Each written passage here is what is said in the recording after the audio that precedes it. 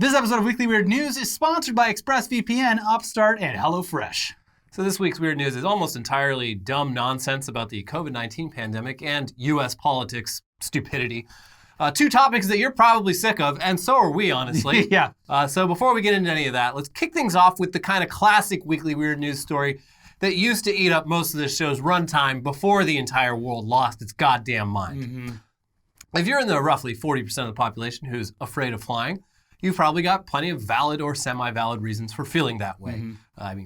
Plane crashes due to terrorism, accidental depressurization, getting accidentally shot down by militaries, and even pilot suicide are all real things that have happened in recent years. Yeah. Even routine turbulence can be absolutely terrifying. Yeah, I used to be a completely fine flyer until one day something changed. And now, pre-pandemic, I used to have to get absolutely shit-faced to get on a plane. See, I have medication, although I'm not flying anymore. I've gone the opposite direction. I used to hate flying. Now I'm okay with it. But I remember, I had a full-on panic attack 15 years ago on a plane. And the thing I couldn't get out of my head, I was like, this thing weighs thousands of pounds and it's flying here in the air. This is an affront to God. This shouldn't be. Yeah. We're spitting in nature's face by doing this. Anyways, Ativan works. Careful though. Well, yeah, no, I'm not. I don't even drink anymore at all, so it's fine. But only when flying.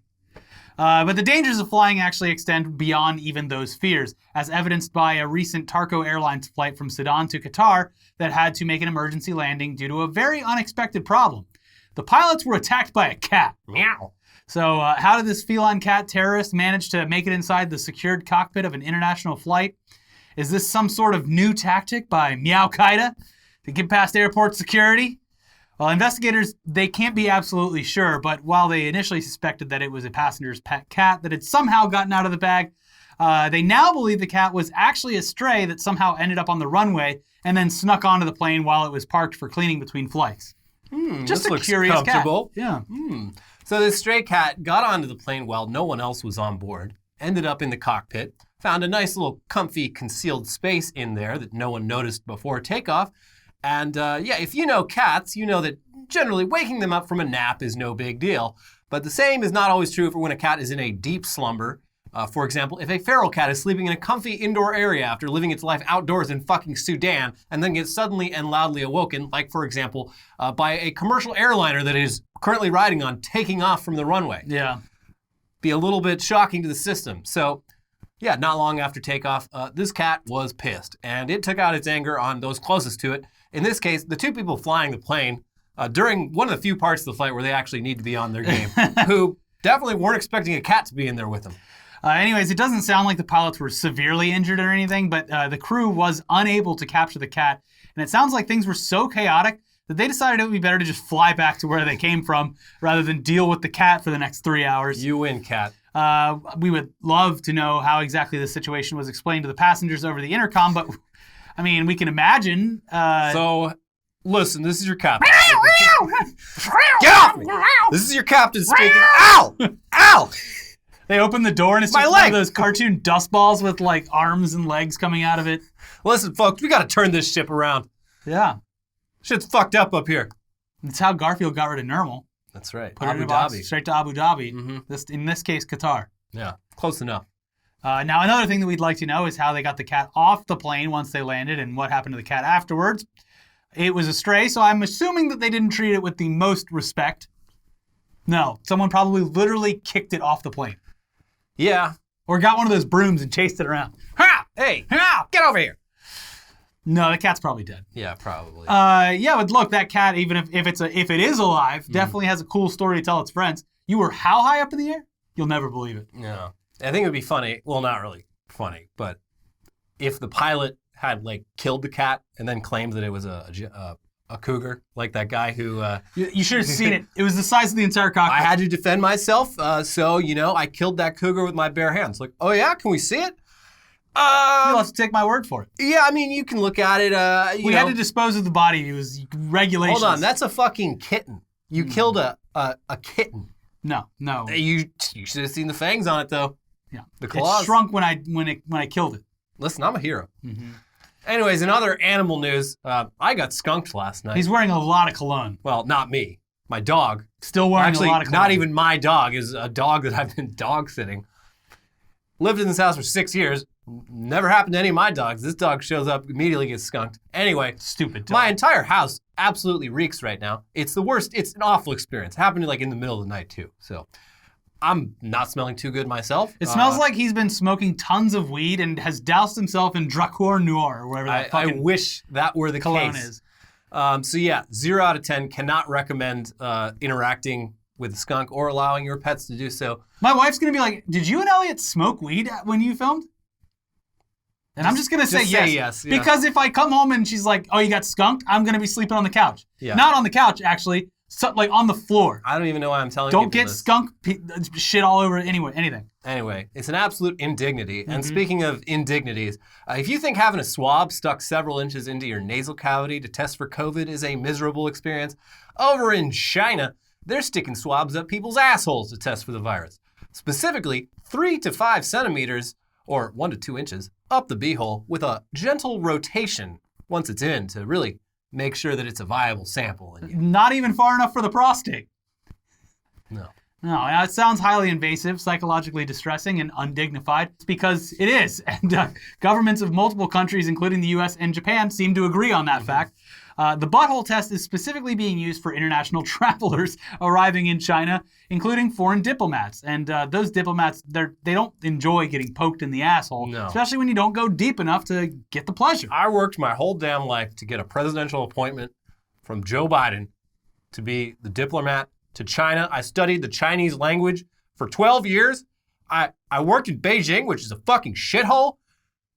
And now they stick a goddamn stick up my asshole. And they probably have to like, well, sir, I mean, to verify that you don't have it, we had to shoot a video of the entire process. Yeah, we've taken a unique... So if you don't vote or take our goodwill back to Japan or the U.S., we're going to have to put this online. Yeah, then they rub a little bit of black ink on your asshole and show a piece of paper up there, like, all right, now we have your sphincter prints for future identification purposes. Mm-hmm. When U.S. diplomats complained about this whole process last month, China straight up denied that they'd even made them do it. And Chinese social media users joked that Americans are so dumb that they stuck their swabs in the wrong hole. And one Sina Weibo user wrote, 500,000 American people are dead. Is that dignity? You're not wrong. Got us there. But the U.S. Department of State insists its employees were subjected to anal swab tests and issued a statement vaguely accusing China of violating international laws related to diplomacy. This is how World War III starts, with an anal swab. Mm-hmm. Yeah, I just love this. I feel like China is doing this just to be petty. Yeah. Just as just an extremely passive-aggressive thing to do to every other country on Earth is force their diplomats to bend over and take it up the ass. Yes. Like, it had to be done. Look, if you want to do business with us, I'm sorry, this is what you have to do. Rules are rules. Maybe if you had the virus under more control in your country like we have here. Look. You come into the dark room over here. It takes about a minute. The other option is you get back onto a 17-hour flight home. Yeah. What do you want to do? Listen. Just have a little peek. Just a little peek.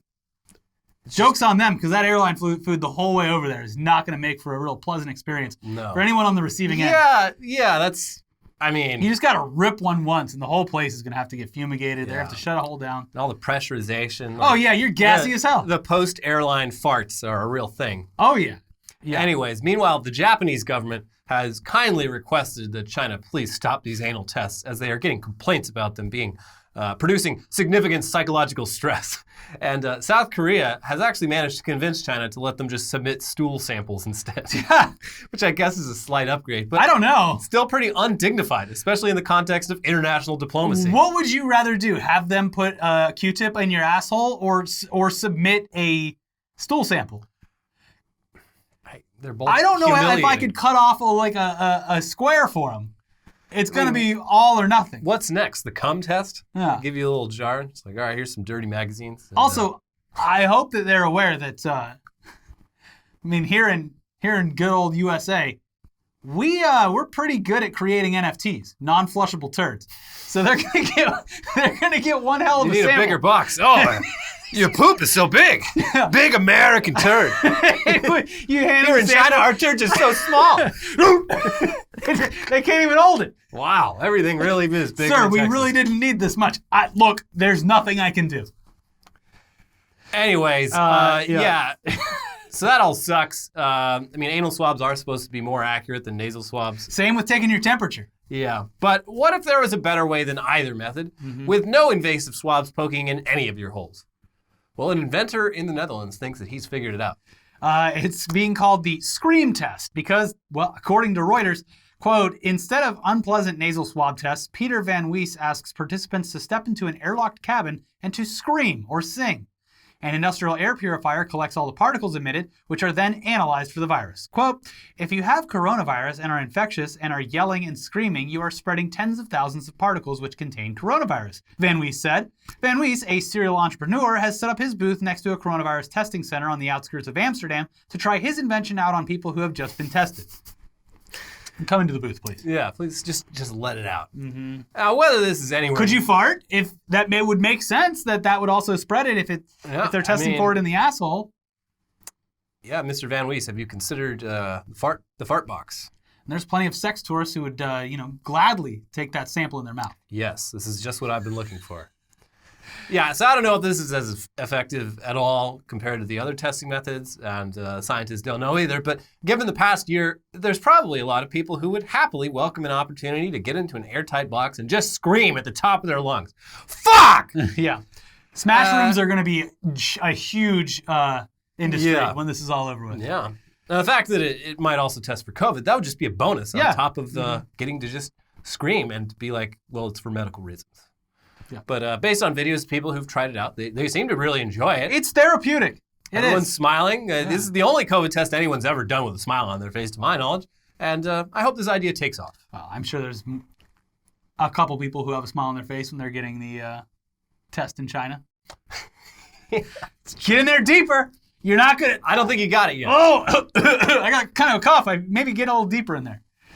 Anyways, in other COVID news, the German language is pretty notorious for having big, long compound words for pretty much anything you can think of. One example known and used by Americans is Schadenfreude, literally pity joy, which is what you feel when you laugh at someone else's misfortune. Can you say it correctly for me? Yeah. So a similar one would be Fremdschämen, which is literally strange shame, which is basically what we would call cringe. Yeah. It's, and another really good one is Kummerspeck, which is literally grief bacon, meaning weight gain from excessive emotional eating. Wow. And one that everyone knows is Zeitgeist, which literally means spirit of the time.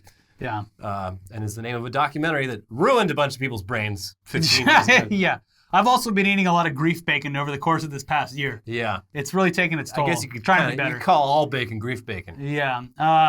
The German language, it's full of very specific compound words like this. And in any given year, Germans coin around 200 new words to add to their lexicon. But this past year of COVID-19 has kicked things up quite a bit with more than 1,200 new words, mostly about the virus. A lot of them are pretty boring and mostly serve to describe various new concepts related to disease transmission and quarantining. But there are some fun ones in there. Yeah, so I studied German a long time ago. I will read the words, and please do. Ricky will read the definitions. Corona müde. Exhaustion from coronavirus. Corona Angst. Anxiety about coronavirus. Overzoomed. Stressed out by too much video conferencing. Fußgruß. Literally foot greeting, a handshake but with your feet. Abstandbier. Literally distance beer, having a cold one with the boys, but not too close. I like that one. That's useful. Schnuttenpulli. Literally snout sweater for a face mask. Gesichtskondom. Another word for mask, but this time it's literally face condom. Mundschutzmode. Also masks, but more the style aspect, literally mouth protection fashion. Impfneid. Literally vaccine envy, jealous of others who have already been vaccinated, which I have very much right now. I've got quite a bit of Impfneid. Yeah. But soon. Also another vaccine one. Impfdrängler. It's a person who cuts in line for the vaccine. We see you. Kuschelkontakt. Literally cuddle contact, the idea that it's okay for people to have one designated person from outside their household that they don't have to use social distance with. Elliot's my cuddle contact. Yeah. And finally, hamsteritis. Okay. That's the tendency to hoard unnecessarily large amounts of household products during a pandemic, like how a hamster hoards food. Got a bad case of the hamsteritis. I store all of my cleaning products in my cheeks. Yeah. My butt cheeks. Just toilet paper. Yeah. So yeah, these Germans, they really do have a word for everything, don't they? Mm-hmm. Anyway, moving on to our next story. I wonder if there's a German word yet for throwing a massive party without masks or social distancing right on the cusp of the virus being under control, which ends up morphing into a full-on riot. Because that's what happened this weekend over in Boulder, Colorado, when a house party held by University of Colorado Boulder students ended up attracting around 800 people who filled the streets, tipped over cars, and fought with riot cops and damaged multiple police and fire vehicles in the process. I thought they were just all stoners up there. No. Well, there is a deep-seated rage underneath that calm exterior. I think we're going to see a lot more of this, and we mentioned it, I think, in the last episode. It's the Roaring 20s. They're about to kick off. 4th of July is going to be insane this year. I was saying, because my group of friends, our first trip that we're planning is going to a music festival. It's in late September, fingers crossed, and it's a bunch of hardcore bands. And I was like, people are going to destroy themselves in the pit if this is the first big festival they go back to, especially if it's like fucking Converge playing. People are going to, it's going to be very violent. The thing this Colorado party reminded me of instantly was Woodstock 99. A notorious music festival where they were trying to revive the peace and love aspect of Woodstock from the 60s, but like... With Limp Bizkit playing? Everyone, it was like just this completely nihilistic, like pre-9/11, like everything is meaningless sort of thing where people just on the last day just destroyed everything. They literally just started lighting shit on fire, and it was wild. Like that, it kind of feels like this. It's just like there's a lot of I don't even want to call it rage. There's just a lot of pent up like energy. Yeah. And shit is gonna be popping off here. It's gonna be wild. Yeah. Anyways, videos from the scene of the party started making the rounds on social media Saturday night, and I mean, this shit was absolutely out of control. I mean, say what you want about last summer's protests or what happens anytime a major city's sports team wins a championship, but at least when those things turn into lawless chaos, there's a reason behind it. Yeah. The teams winning a championship, not a great reason. Not a great reason, but it's a reason. Yeah. Like you could trace it to an inciting incident. This one, I guarantee you could just trace back to people's like... Fuck it.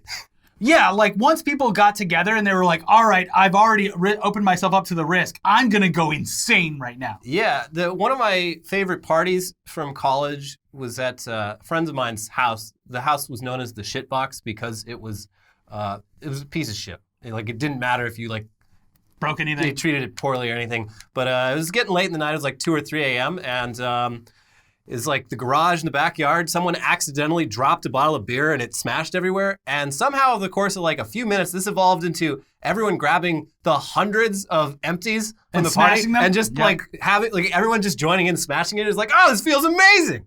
Yeah. I didn't go to the college, but I was at my friend was going there. We were at a party at UCF in Florida in Orlando. And everyone got real drunk one night. And decided that, because the apartment, like dorms or whatever like that, they had like a center area with like a volleyball, fucking whatever. And it was like a 4-story thing across from each other. And they decided to play this game that just resembled 2 battling pirate ships, where everyone was literally chucking beer bottles across the fucking field and hitting the other building. Oh my God. Yeah.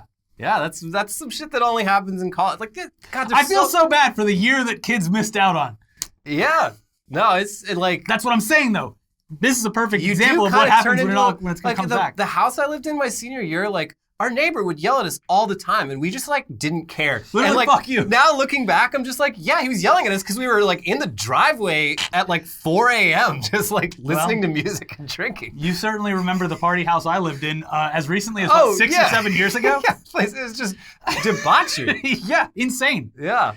Anyways, some people speculated this whole Boulder thing, that it was the first weekend in a while that was relatively warm enough to party outdoors. But the weather this weekend was about the same as it's been for the last month. And others speculated that this was a celebration of either the beginning or end of spring break. But no, I really think it's like when you get enough people together and they're like, I've already messed up my quarantine. Like, I'm already exposing myself to whatever's going to happen. Mm-hmm. Now that I have, there's no turning back. I'm going to go as hard as possible.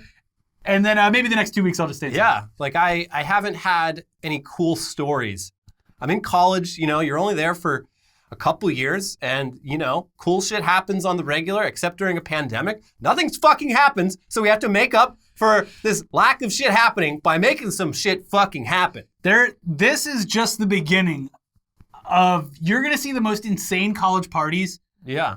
in 2 decades. Oh, the next Stagecoach up in Calgary is going to be And it's Stampede. Stampede. That's it. Yeah, the next Calgary Stampede is gonna be wild. The next everything is the gonna next be insane. SantaCon gonna be fucking insane. St. Patrick's Day is coming up, and you should still stay inside, obviously, but Yeah. I feel like people are not going to. People are gonna have parties, but St. Patty's without the big parades and shit is still not gonna be nearly as crazy as it usually gets. I went to Chicago for St. Patty's like 10 years ago, and it was fucking awesome. Chicago rocks. Yeah. Yeah. Yeah, it was like probably the funnest. I love how this weekend story of just all. turned into us reminiscing about absolute chaos moments from being younger. Yeah, I'm just saying, I get it. This is horrible. Like this is fucked up. But Very it's also bad. it's like I can kind of understand why this happened. I'm not saying these people did a good thing, but No. I get it. Yeah. I get it.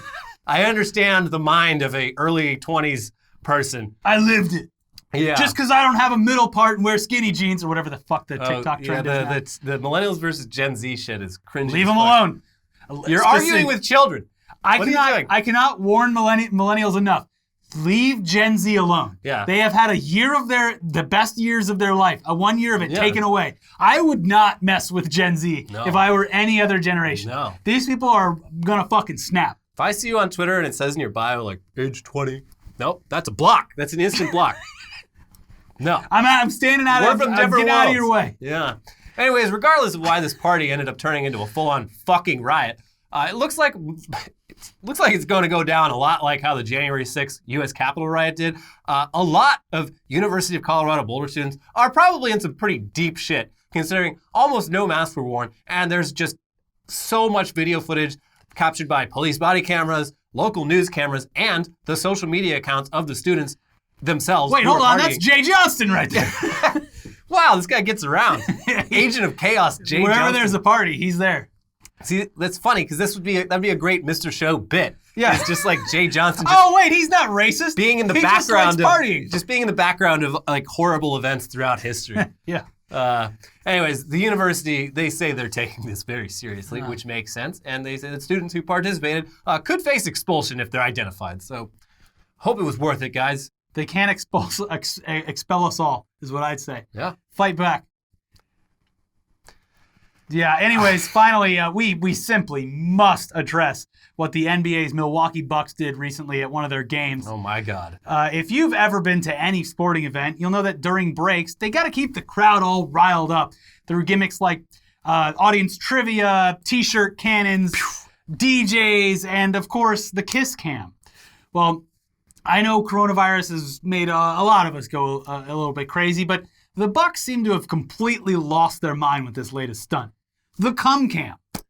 Yeah, you heard that right. Here, check it out. The cam. Let's get those hands clean. Here we go.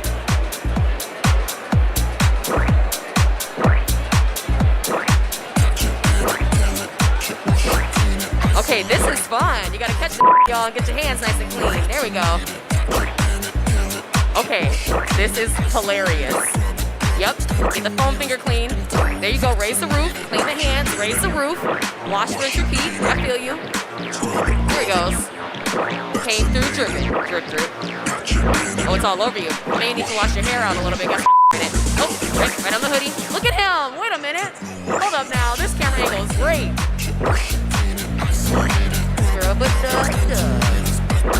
Yep, I see you. I like that you're dancing with it too. Looking good.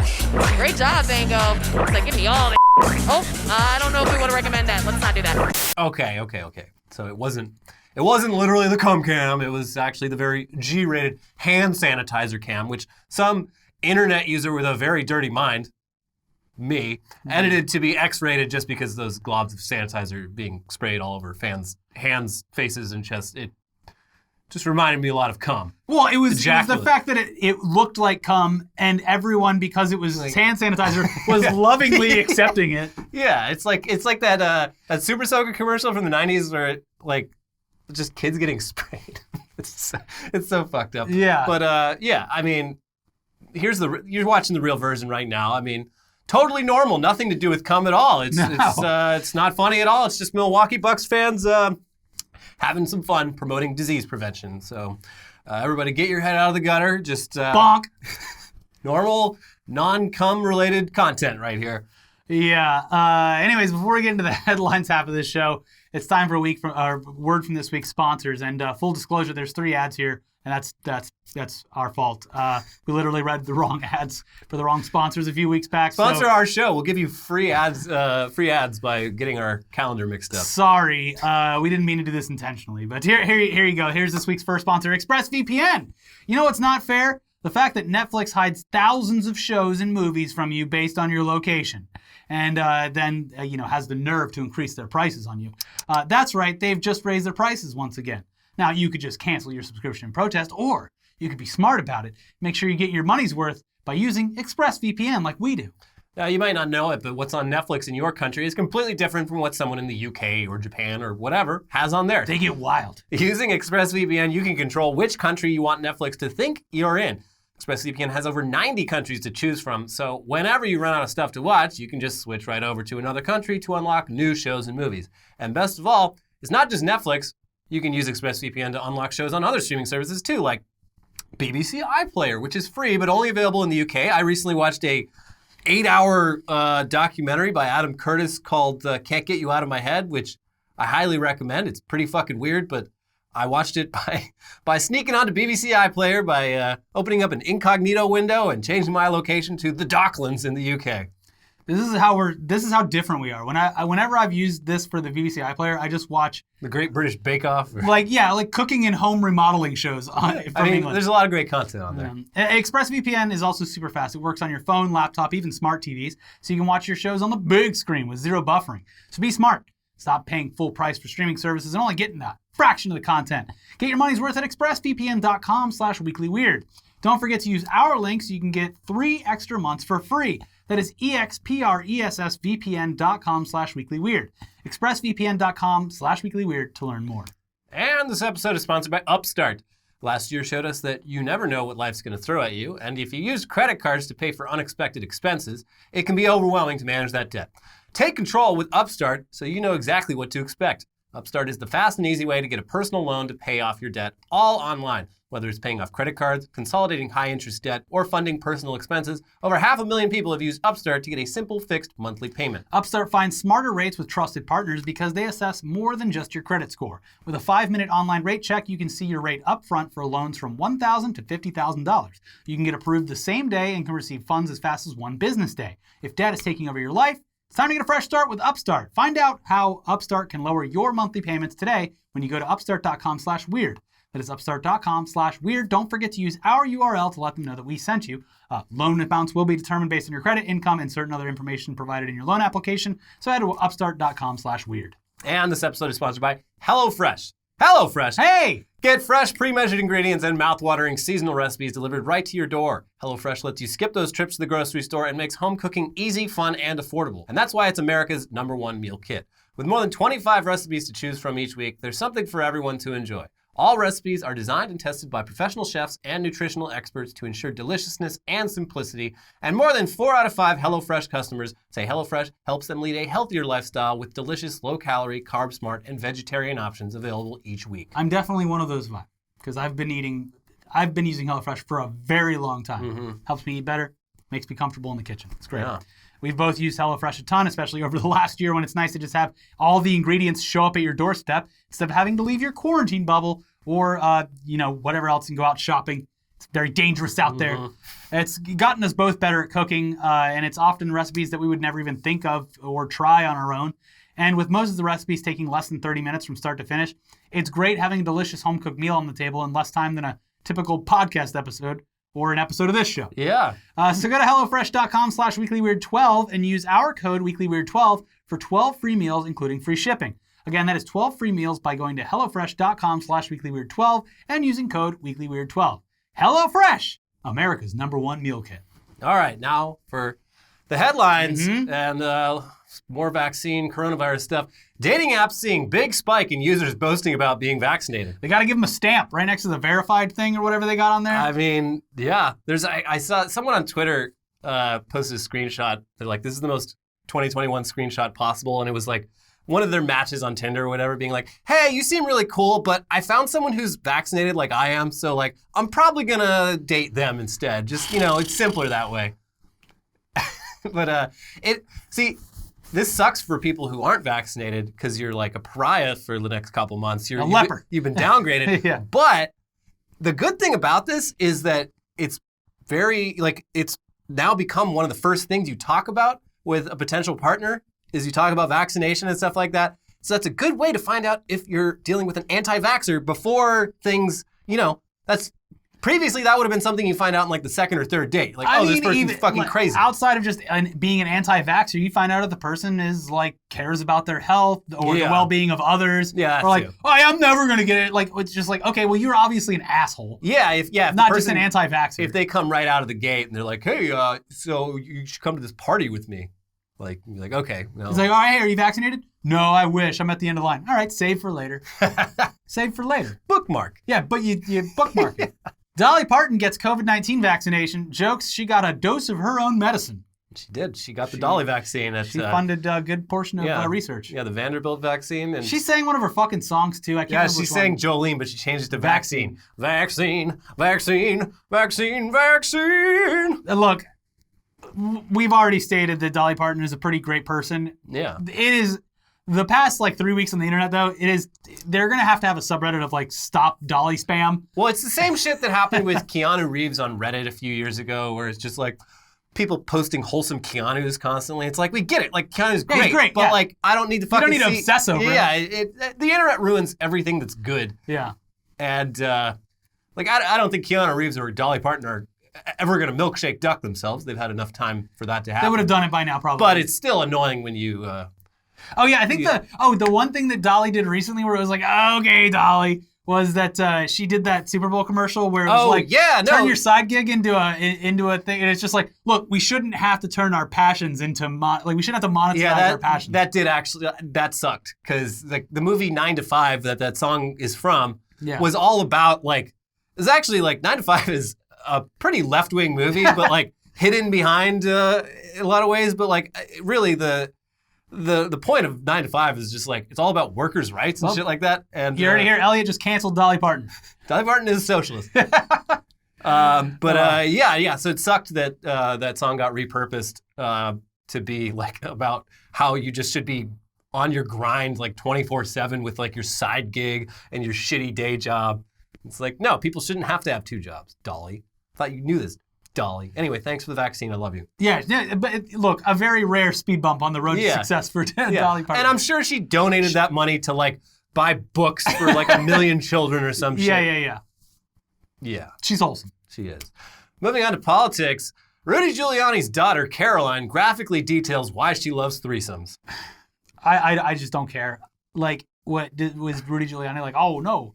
I don't know, probably. Apparently she hates her dad, and she's actually, she is not right-wing at all. So, I mean, it's good for her or whatever. She's into polyamory.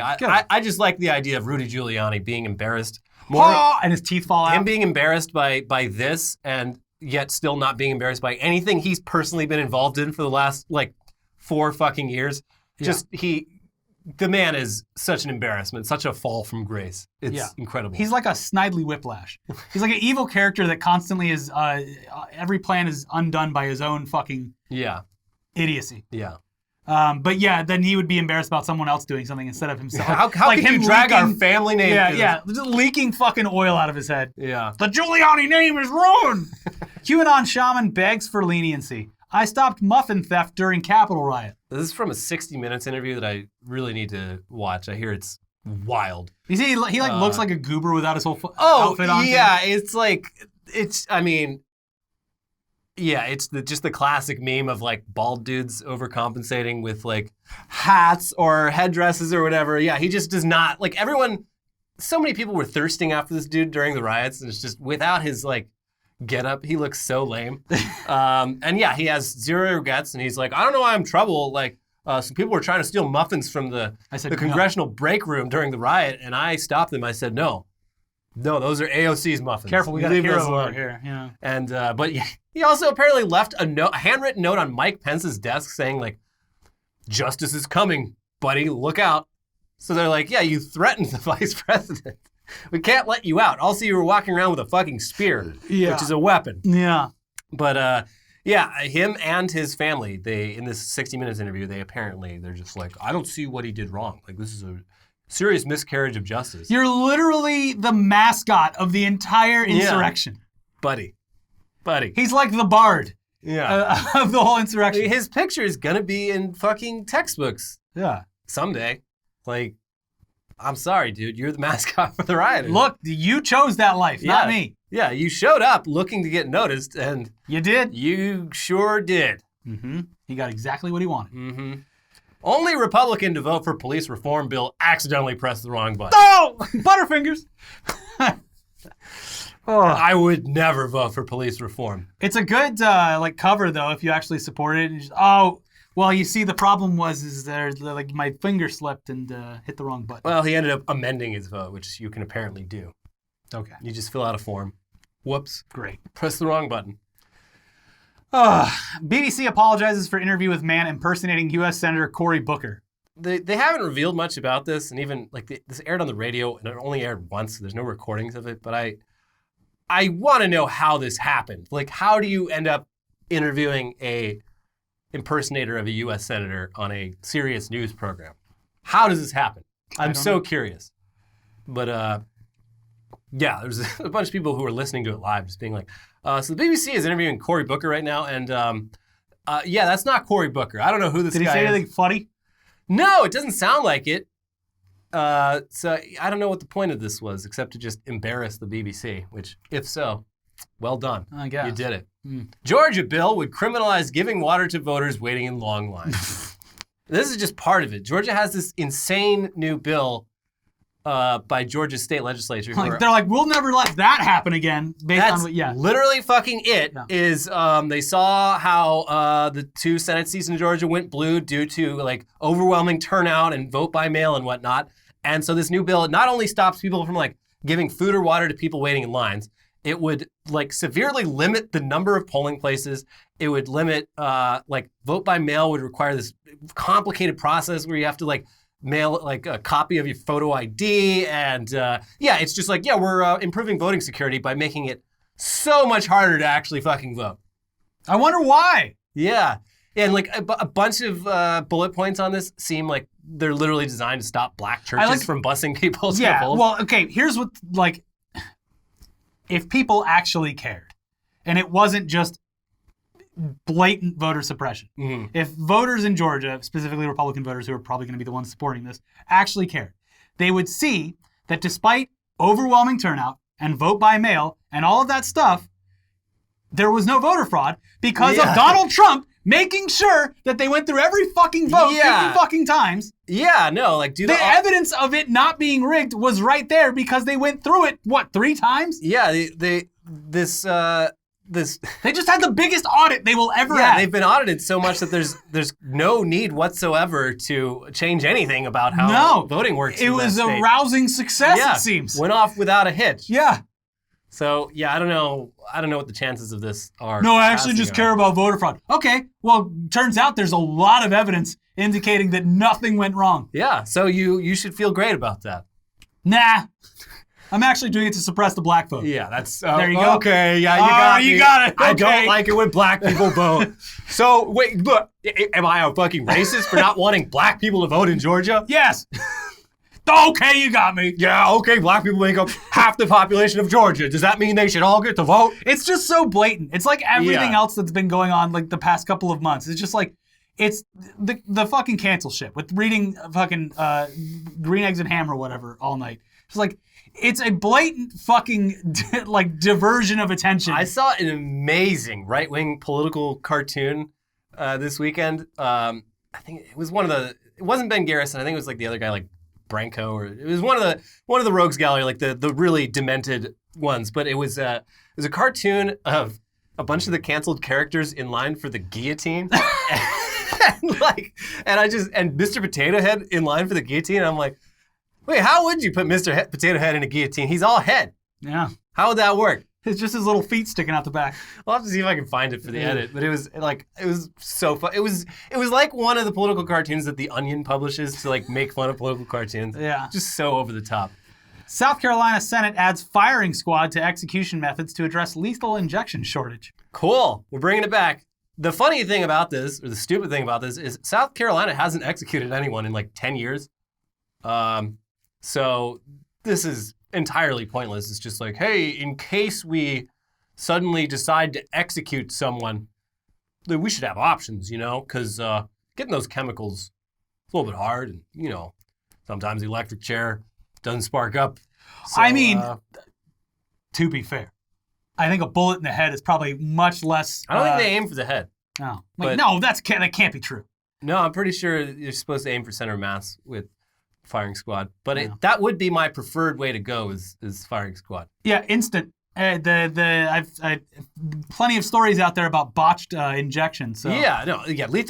Lethal injection is insane because it's all based entirely on pseudoscience because doctors can't help them with it because it's an obvious violation of the Hippocratic Oath. Yeah. So it's all based on like guys who aren't actually doctors trying to use this will probably work. Medical chemicals to just do it in this really roundabout way. So like they don't really know how well it actually works. It's all just sort of based on guessing, and getting the chemicals is incredibly hard because anytime they try to order it, if the company they're ordering it from, who are always medical supply companies, if they find out that it's being ordered for the uses in lethal injection, they refuse to sell it because it violates the Hippocratic Oath. So they have to use these really weird roundabout ways to trick companies into selling them chemicals. We should preface this entire conversation with the fact that the death penalty should probably not exist.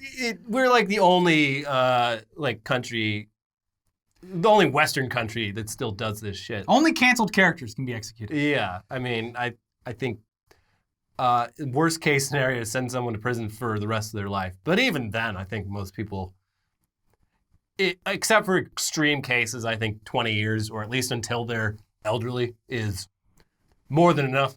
People's recidivism goes down by a crazy amount if you release them when they're like 65, 70. There's like something that happens to the human brain where you just like, I give up. If you've been a like criminally minded person your whole life, when you get into old age, it kind of just naturally goes away for some reason. But whatever, we can shoot people in South Carolina if we feel like it. It's gonna, cool. They're gonna put a whole fucking get up down at Myrtle Beach. And they're gonna be like, come see it. Come see it. Yeah. We're bringing it back. Mm-hmm. People literally don't know when to shut up or keep talking, science confirms. And I mean, we've been saying this for years. But it's not just about the stuff we talk about where people don't keep their mouths shut. The study was actually about people having conversations like at parties and stuff. And they're socially awkward. Yeah, but it turns out like both parties in almost every conversation felt that it went on for way longer than they would have liked. But people don't know how to just walk away. And well, any conversation you're in, you're probably boring the other person. I'm sure that the coronavirus quarantine, a year off of social interactions, is going to do wonders for this. Yeah. I feel so bad for young people. I'm sorry. Yeah. I'm so sorry. Yeah. Like I think I kind of lucked out at being like almost in the perfect time outside of being like an older person, like retiree, where you're just sitting around all day anyway. Like married. Yeah, married, just sitting at home, playing video games. Yeah. Like young, I feel so bad. I'm so sorry. I'm so sorry. But also you're out there fucking around anyway, so who cares? Yeah, you're not following the rules. Mm-hmm. Hit and run driver left scene, went to journalism school, and delivered radio report on deadly incident. Jesus Christ! Yeah, he killed a guy with his car, and he worked at the school radio station. Oh, we're getting some crazy news in. Like, oh, we got this hit and run. Wow. If you heard anything, contact the police. I gotta hear this because it reminds me of when they interviewed that guy that killed someone in Georgia, where he finds out that they found the body on air. Wait, they found her? Oh God! Oh no! Yeah, that clip that's horrible, like, chilling shit. Yeah. But this guy, he would have gotten away with it too. Wasn't for those meddling kids? No, he was just like, he made all the classic mistakes. Like he returned to the scene of crime multiple times, like visible to investigators and stuff. He'd just like pull off the side of the road and like watch. And he had a bunch of body damage to his car. And people were like, you the guy that did the hit and run? And then yeah, it'd be funny, wouldn't it? And then people noticed there was like actual like human hair in the cracks in his windshield. And he didn't hide his car. He just drove around town as usual. And like someone Play called. It cool, man. Yeah, he went to like he went to a store and someone in the parking lot's like, hey, that looks like a hit and run car. I'm going to call the cops. And the cops showed up and they're like, they checked his phone. He had been searching like, vehicular manslaughter, hit and run. Good. Because this person deserves to be caught. Yeah. I mean, it's Canada, so I think he's going to jail for like a year, and then he's going to be on probation for a lot longer than that. Because it wasn't. No, send him down to South Carolina. Send him to South They know Carolina. how to deal with him. Pew pew. Irony as Saharan dust returns radiation from French nuclear tests in the 1960s. Sacre bleu! Oh no! We will drop our nuclear bombs in Algeria because of the fallout will be so far away we will never get sick from the radiation. And then, 60 years later, oh jeez, oh my God, all the radiation sand is blowing back into France. You get what you fucking deserve. Yeah, that'll teach them. France is, I think France uses more nuclear power than any other country in Europe. And they also, they were one of the last countries doing nuclear bomb tests, on the reg, into the 90s. They were just, dropping bombs and all everyone the makes time. fun of France. It was very stereotypical to make fun of them for being pussies in, the early 2000s and stuff like that. Two people I won't fuck with. Gen Z and the French. Yeah, I mean, the French Foreign Legion, those guys are fucking hardcore. They're all, prisoners with a... I don't fuck with a lot of people. It's literally the Expendables. France's military only sucked around World War II time. And they've been, people think they're cowards ever since then. But it's France, they actually thought that the end of World War I meant this probably wouldn't happen again anytime soon. But for 200 years leading up to that, the French were fucking unstoppable. Yeah, and America gave them shit post 9/11 because they didn't want to join in on the fucking... Yeah, it was a stupid war. Guys, it's the wrong country. You're invading the wrong country. Yeah. What are you doing? No, we're not going to help. No, it's a stupid war. Do it yourself, George W. Bush. Yeah. Well, you know what? We're going to change the name of French fries to Freedom Fries. Okay. Whatever. We don't call them French fries either. Yeah. We just call them fries. Pommes frites. I-5 Strangler found strangled to death in his cell in California prison.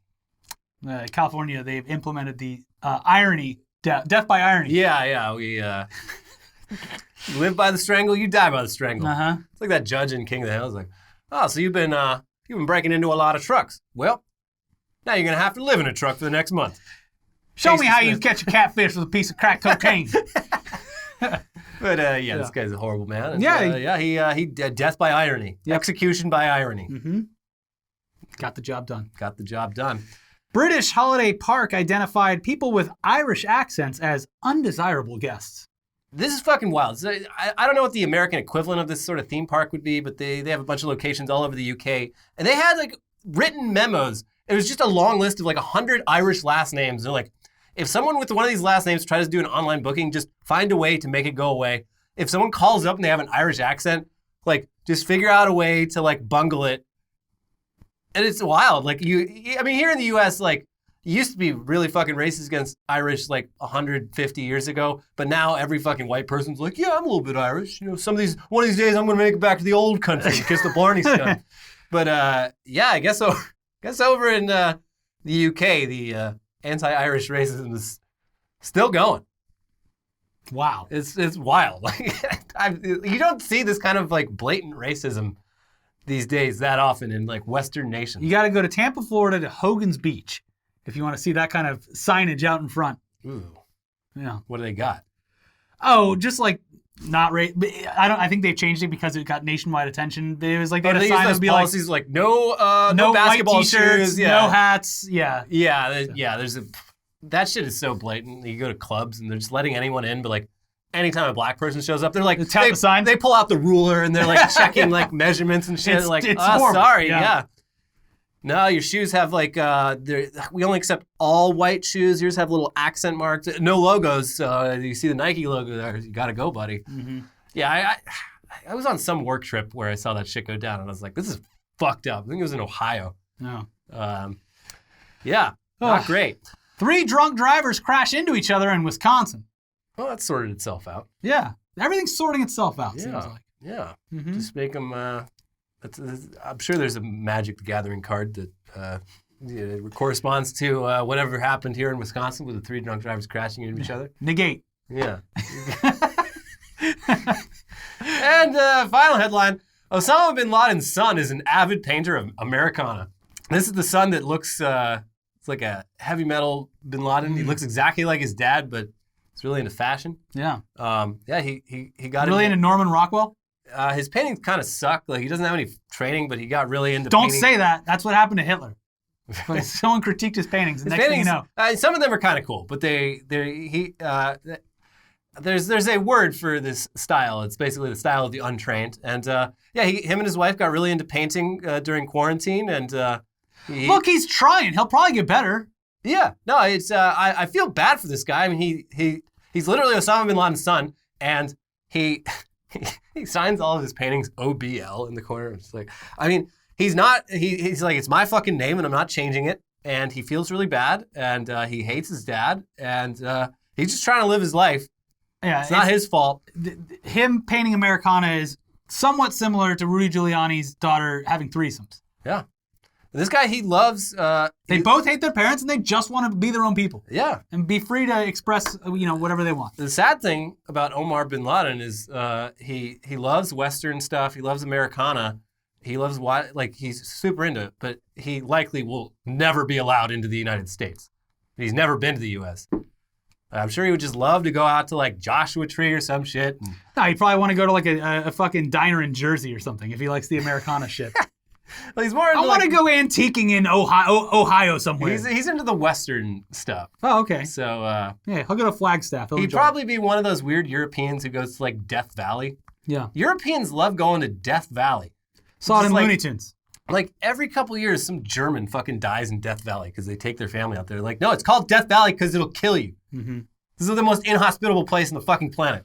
You will die. Yeah. Yeah, so we took the station wagon to Death Valley. We saw some trails. Not paved roads or anything. We just got maybe bring a couple of water We bottles. want to see the rocks that move themselves. No, you're gonna fucking die. Mm-hmm. Anyway, that's our show. Yeah, that's it. Christ. It's been a long It time. was a long one, yeah. Anyways, that's the end of Weekly Weird News for this week. We'll see you next week with a bunch of who knows what'll happen. Watch our previous episodes over here. Give them a like and a sub and whatever. Look, have a good week, okay? Have a very good one. At the end of every Weekly Weird News is 1 week closer to being vaccinated and back to fucking normal. Yep. Bye. Bye.